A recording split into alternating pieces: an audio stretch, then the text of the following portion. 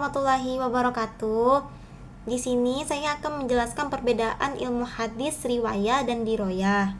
Sebelum saya menjelaskan perbedaan ilmu hadis, riwayah, dan diroyah, saya mau menyebutin nama, NPM atau NIM, sama kelas. Nama saya Nurzara Devi Sharona Basri, NPM atau NIM 24106 3111 0064, kelas 1B. Nah, di sini tuh pengertian-pengertian ilmu hadis terdiri dari dua kata, yaitu ulum dan al-hadis. Sedangkan kata ulum dalam bahasa Arab berarti ilmu-ilmu, dan sedangkan al-hadis di kalangan ulama hadis berarti segala sesuatu yang disandarkan kepada Nabi Muhammad SAW dari perbuatan, perkataan, takrir, terus atau sifat. Dengan demikian tuh gabungan kata ulum al-hadis mengandung pengertian ilmu-ilmu yang membahas atau berkaitan dengan hadis Nabi Muhammad SAW.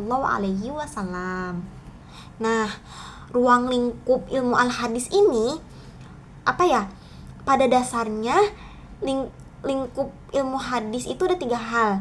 1, kajian sanad hadis yang dikategorikan ilmu hadis diroyah. Yang kedua itu kajian matan hadis yang dikategorikan ilmu hadis riwayah.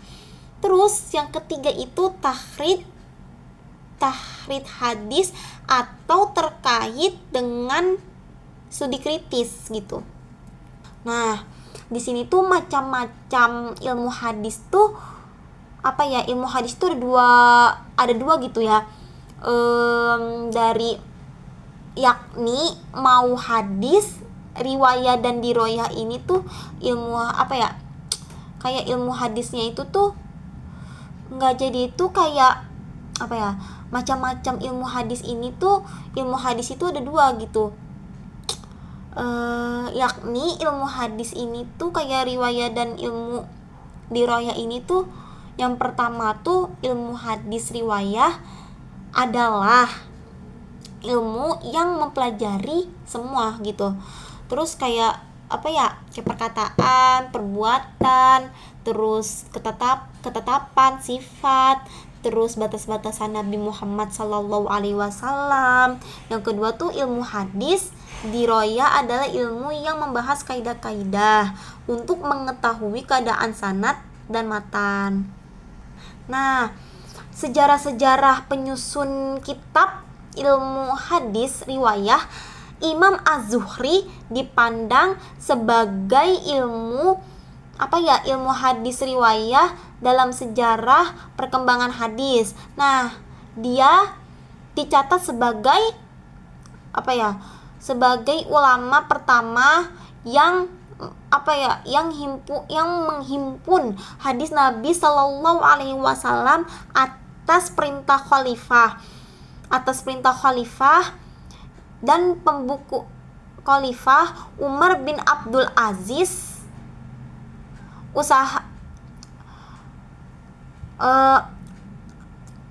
pengimpun, penyeleksian, penulisan dan pembukuan hadis ini tuh secara besar-besaran gitu terjadi pada abad 3 Hijriah yang dilakukan oleh para ulama seperti Imam Al-Bukhari, Imam Daud, Imam Muslim, dan yang lain gitu ya.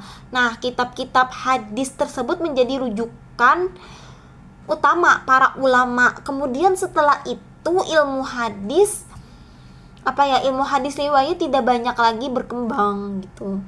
Nah, ilmu hadis diroyah ini pembahasan mengenai matan, meliputi 1,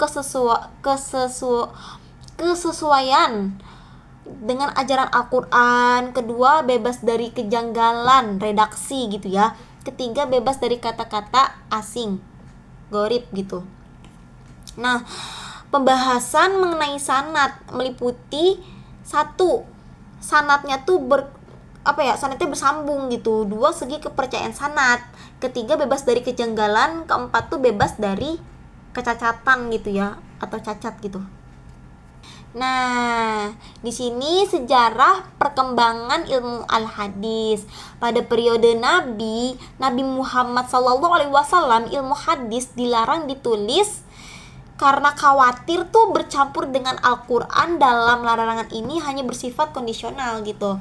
Pada para sahabat ini, mereka membatasi periwayatan hadis dengan membuat kebijakan harus membawa saksi dan bersumpah. Maksudnya membatasi di sini itu bukan berarti mereka meragukan hadis sebagai sesuatu yang tidak yang tidak untuk pengalian hukum gitu. Justru sikap mereka ini tuh bukti kesungguhannya itu dalam menjaga hadis gitu. Nah, pada periode sahabat ini hadis diraya ini tuh belum dibukukan sama seperti masih dibukukan sama seperti hadis riwayah, hanya timbul dengan secara lisan gitu. Nah, kesimpulannya itu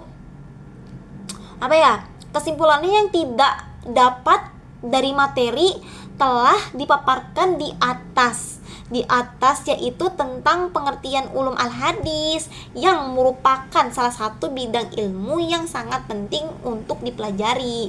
Secara spesifik kita tuh mendapatkan ilmu yang membahas tentang ilmu riwayat dan diroyah, yang di dalamnya itu terdapat bahasan tentang sanad dan matan, dan keduanya ini tuh berperan penting gitu dalam mempengaruhi kualitas dari suatu hadis gitu. Demikian dari saya. Wassalamualaikum warahmatullahi wabarakatuh.